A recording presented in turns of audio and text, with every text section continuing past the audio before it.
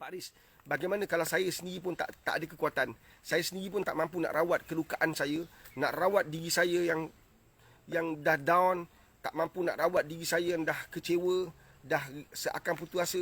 Macam mana pula saya nak selamatkan keluarga saya?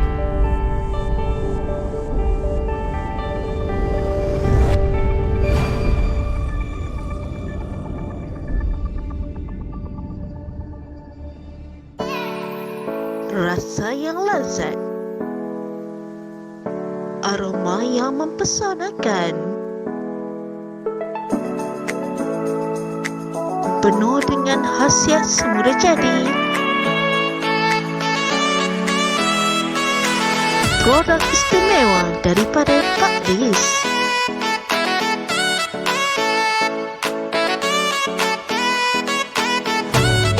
Pak Aris Coffee, dapatkan segera.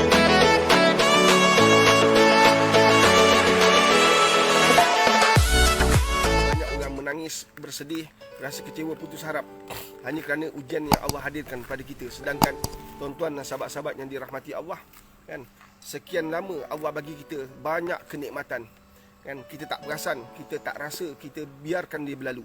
Tiba-tiba Allah hadirkan satu ujian, kita rasa give up dengan hidup, kita rasa kita dah tak ada jalan nak pulang, kita tak ada jalan untuk selesaikan masalah. Cuba kita renungkan diri kita, terlalu banyak yang Allah bagi pada kita, dipanggil nikmat, kan, terlalu banyak anugerah istimewa yang Allah bagi pada kita.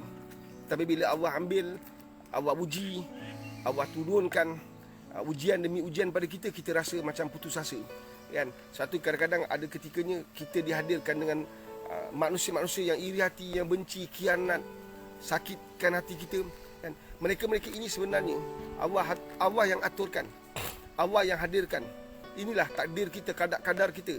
Allah hadirkan mereka untuk menguji iman kita. Kita kena percaya, wajib percaya bahawa setiap ujian yang Allah turunkan bersama rahmatnya, Allah turunkan bersama kasih sayang dia.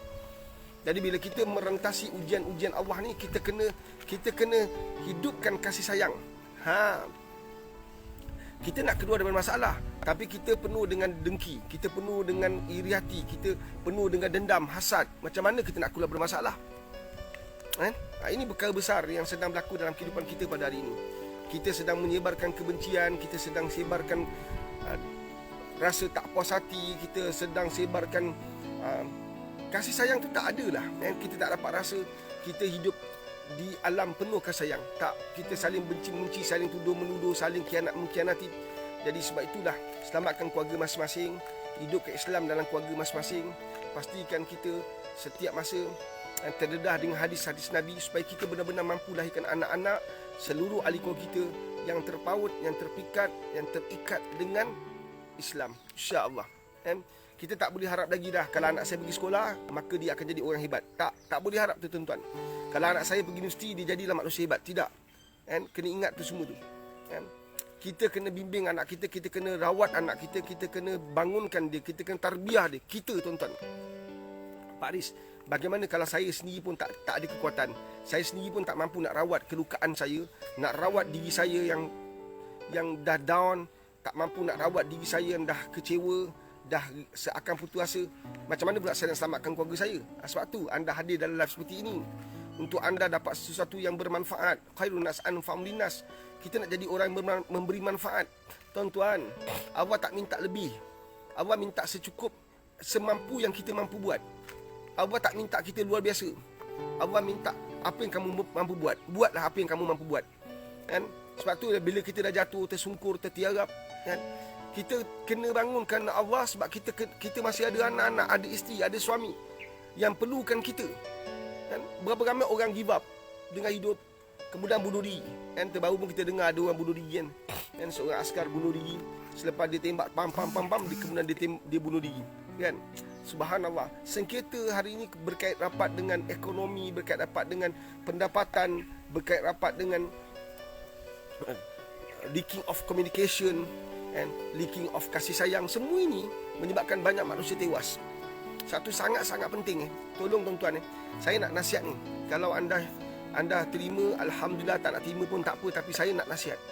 Jangan terperangkap dengan melihat anak kita pandai maka dia hebat. Jangan. Anak kita sekolah MSM, anak kita sekolah SBP, maka dia hebat. Ini tak benar tuan-tuan, tak benar. Ini adalah tidak benar sama sekali. And anda bukan hebat dari segi sudut kualiti akademiknya, belum tentu hebat dari segi sudut jati diri dia. Nampak tak? Sebab tu banyak orang yang pegang jawatan besar, mereka ada nafsu besar, makan pun besar. Faham ke faham? Mereka pegang jawatan-jawatan besar, nafsu mereka besar.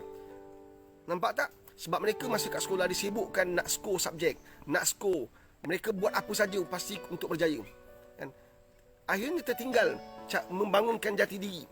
Tertinggal ilahi, tertinggal Allah dalam usaha untuk membina kejayaan. Apatah lagi pelajar-pelajar memang pandai, baca sekali faham 10 kali.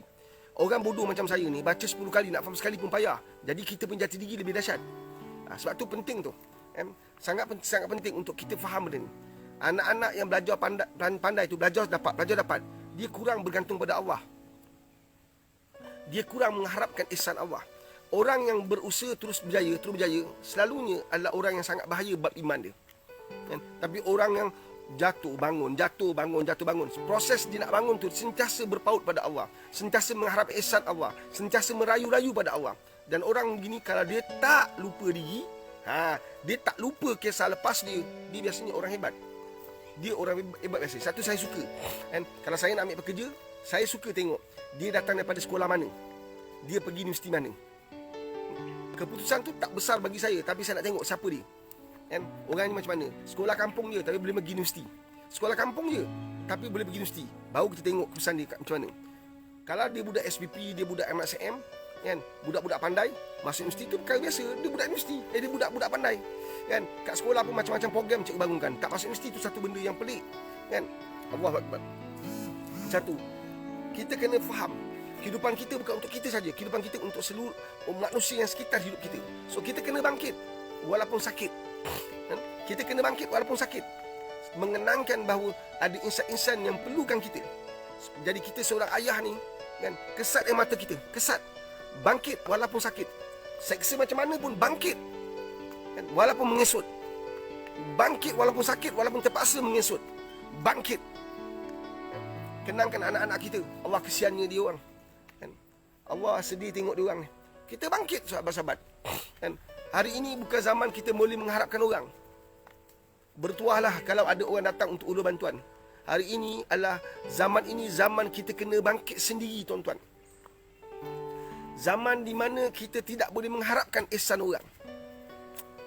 Kalau ada orang beri ihsan, alhamdulillah, terbonus. Zaman hari ini, zaman banyak orang sakit. Macam mana kita nak kongsi? Macam mana kita nak minta mereka papa kita, bimbing kita, tarbiyah kita. Sedangkan sekitar hidup kita banyak orang sakit. Maka kita kena bangkit tuan-tuan. Dan untuk bangkit, tak ada pilihan lain melainkan cari Allah. Tak payah bayar tuan-tuan. Tuan-tuan nak pergi dengar, nak pergi ceramah, kena bayar. Nak pergi program-program dalam seminar, bentuk seminar kena bayar. Nak dapatkan kaunseling kena bayar. Tapi nak dapatkan bantuan Allah kosong tuan-tuan. FOC, free of charge. Orang tak nak ambil. Saya pelik betul lah. Kalau nak dapatkan kaunselor, anda nak dapatkan kaunseling saya kan kena bayar. Bayar tuan-tuan. Tapi nak dapatkan bantuan Allah, FOC, free of charge, tak nak buat. Allahu Akbar, Allahu Akbar. Nak bangun pagi, payah, banyak alangan. Tapi nak dapat bantuan Allah. Nak bangun pagi, bukan main susah, tak nak bangun pagi. Tapi nak minta bantuan Allah SWT. Rasa yang lazat, aroma yang mempesonakan, penuh dengan khasiat semula jadi. Produk istimewa daripada Pak Riz.